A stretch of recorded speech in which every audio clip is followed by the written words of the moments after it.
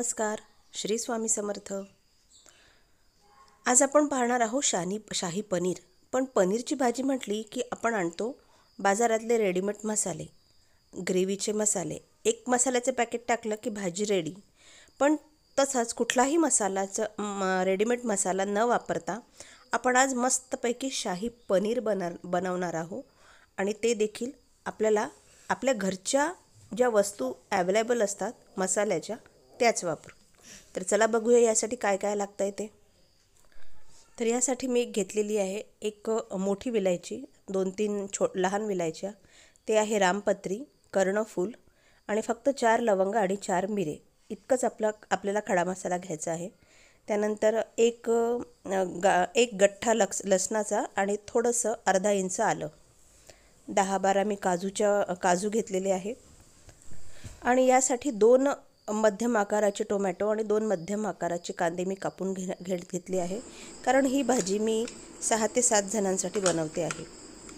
आणि थोडीशी घरची साय आणि वाटीभर दूध, लहान वाटीने दूध घेतलेलं आहे. आणि हे पनीर.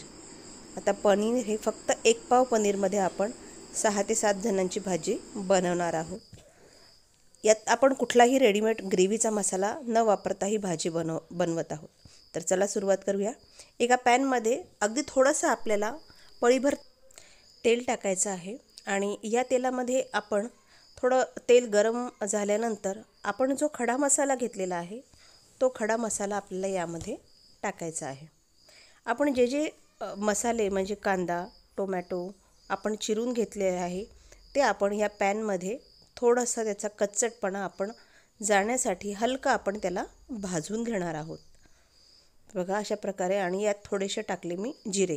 तुम्ही नंतर जिरा पावडर वापरले तरी चालेल, पण यामध्ये जरी टाकले तरी ते ग्राइंडरमध्ये व्यवस्थित मिक्स होऊन ग्राइंड होणार आहेत. बघा हे संपूर्ण खडे मसाले टाकून घेतलेले आहे. आणि तेल असं खूप तापायची पण वाट पाहायची नाही. अगदी हलकं तेल गरम झालं तेव्हाच आपल्याला हे मसाले टाकायचे आहे. कारण हे मसाले आपल्याला खूप अगदी एकदम जास्त फ्राय करून घ्यायचे नाही. कारण नंतर ही ग्रेव्ही जी तयार होणार आहे ही पुन्हा आपण तेलामध्ये फ्राय करणार आहोत भाजीसाठी. यानंतर टाकला मी चिरून घेतलेला कांदा जाडसर चिरला तरी चालेल, बारीक चिरण्याची आवश्यकता नाही. कारण आपल्याला याची सगळी पेस्ट आपल्याला बनवायची आहे. कांदा आपल्याला थोडासा कमीच भाजायचा आहे. म्हणजे थोडंसं फक्त या कांद्याचा जो कच्चटपणा आहे तो कच्चापणा जो निघेल तिथपर्यंत आपल्याला कांदा फक्त हलका हलवून घ्यायचा आहे. अशा पद्धतीने आपण ही जी ग्रेव्ही करू ना, ही ग्रेव्ही अगदी रेडीमेड जे ग्रेव्हीचे पॅकेट मिळतात आपले सुहानाचे किंवा आणखीन इतर एव्हरेस्टचे वगैरे रेडीमेड शाही पनीर, बटर पनीर जे मसाले मिळतात अगदी त्याच चवीची ही भाजी होणार आहे. आपल्याला रेडीमेड मसाले वापरायचे नसतील तर तुम्ही या पद्धतीने जरूर ट्राय करा. आणि त्यातला जो चव आहे आणि रेडीमेड मसाल्याची चव आहे यातला फरक जरूर तुम्ही जाणून घ्याल. तर आता थोडंसं कांदे आपल्याला परतून झाल्यानंतर यामध्ये टाकायचं आहे टोमॅटो देखील आपल्याला थोडंसंच भाजून घ्यायचं आहे. आपल्याला हे जे सगळे मसाले आपण यात जे टाकले हे आपल्याला अगदी खूप आपण भाजी करतो त्यावेळेस भाजतो तसे आपल्याला भाजायचे नाही. फक्त आपल्याला थोडंसं यातला कच्चापणा काढून टाकायचं आहे. आणि थोडंसं गरम होईल यांची साल इतकंच आपल्याला हे भाजायचं आहे. आता हे भाजून झाल्यानंतर आपण याच्यामध्ये जे काजू, अद्रक, लसूण टाकलेलं आहे ते देखील टाकायचं आहे. आणि अद्रक लसूण टाकून झाल्यानंतर आपण याच्यामध्ये जे आपण 10-12 काजू घेतलेले आहेत ते काजू आपल्याला टाकायचे आहे. जर तुमच्याकडे मगज बिया असतील म्हणजे टरबुजाच्या म्हणा किंवा खरबुजाच्या बिया ज्या असतात त्या जर असतील आणि त्या टाकल्या तरी याने ग्रेव्ही खूप छान आणि चवदार ग्रेव्ही अशी बनणार आहे. माझ्याकडे आहे, मी ते थोड्याशा टाकून घेते. या पद्धतीने जर तुम्ही अशी शाही पनीरची ग्रेव्ही जर तयार केली तर मी तुम्हाला खात्री देऊन सांगते तुम्ही पनीरचे जे रेडीमेड मसाले असतात ते कधीच विकत आणणार नाही. आता यात आपण थोड्याशा बिया टाकून घेतलेल्या आहे मगजाच्या. आणि आता हे थोडंसं आपल्याला काहीतरी अगदी गॅसवर फक्त गरम करून घ्यायचं आहे. म्हणजे यातला थोडासा कांद्याचा जो कलर आहे तो कलर फक्त ट्रान्सपरंट होईल इतकंच आपल्याला गरम करायचं आहे. आपल्याला हे खूप भाजायचं नाही. बघा अशा पद्धतीने आपल्याला हा मसाला थोडासा गरम करून घेतलेला आहे. पहा कांदा असा ट्रान्सपरंट झालेला आहे थोडासा. आता यावेळेस गॅस बंद करून घ्यायचं आणि हे सगळे मसाले आपल्याला एका प्लेटमध्ये काढून घ्यायचे. प्लेटमध्ये काढून झाल्यानंतर याला थोडं थंड होऊ द्यायचं आणि मग मिक्सरला आपण याला छान अगदी स्मूथ याची पेस्ट ग्राइंड करून घेणार आहोत. आता ही जी पेस्ट तयार होणार आहे याच पेस्टपासून आपल्याला आणखीन यात काही इन्ग्रेडियंट्स टाकून आपल्याला अगदी जशी आपण पॅकेट वापरून किंवा रेडीमेड पॅकेट वापरून जे आपण पनीर शाही पनीर बनवतो किंवा बटर पनीर बनवतो त्याच पद्धतीची चव या भाजीला लागणार आहे आणि कोणाला ओळखता देखील येणार नाही की तुम्ही रेडीमेड मसाले वापरले नाहीत. आता यासाठी मी थोडंसं दूध आणि जी घरची जी ताजी साय आहे ती साय घेतलेली आहे. थोडंसं दूध घेतलं आहे.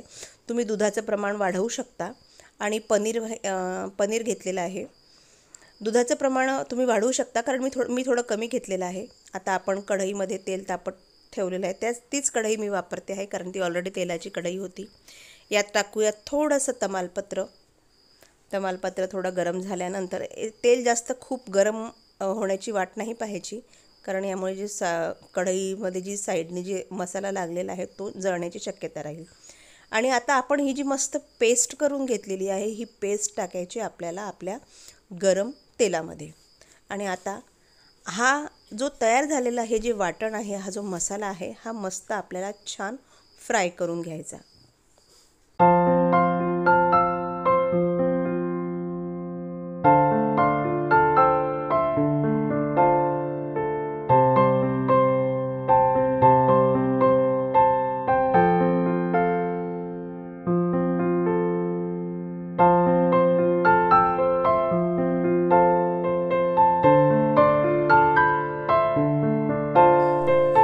चमच्याने सतत ढवळत हा मसाला आपल्याला छान एकजीव असा करून घेऊन व्यवस्थित असा सर्वकडून सारखे आणि भाजून घ्यायचं आहे. तुम्हाला आता यामध्ये या ग्रेव्हीचा कलर थोडा पांढरट दिसत असेल कारण आपण यामध्ये काजूचं प्रमाण घातलेलं आहे आणि बिया टाकलेल्या आहे मगजाच्या, त्यामुळे थोडासा त्याचा कलर व्हाईट दिसतो आहे. पण नंतर जेव्हा भाजी संपूर्ण होईल त्यावेळेस तुम्ही याचा जो बदललेला कलर आहे हे बघू शकाल. आता आपण यामध्ये तिखट टाकणार आहोत. तिखट तुम्ही तुमच्या सोयीप्रमाणे टाका, पण शक्यतो पनीरच्या भाजीमध्ये तिखटाचं प्रमाण हे थोडं कमीच वापरतात कारण ही भाजी झणझणीत नसते, थोडासा गोडवा यामध्ये असतो. आता यामध्ये जे आपण दूध घेतलं होतं ते दूध आपण टाकायचं आहे आणि मस्त एकदा याला पुन्हा छान पद्धतीने शिजवून घ्यायचं आहे. पहा, जेव्हा आपल्याला कळेल की आता ही जी ग्रेव्ही आहे ही ग्रेव्ही कढईच्या कडाने तेल सोडते आहे तेव्हा आपल्याला शिजवणं बंद करायचं आहे. यात थोडासा गोडवा येण्यासाठी मी अगदी थोडीशी अर्धा चम्मच साखर टाकलेली आहे.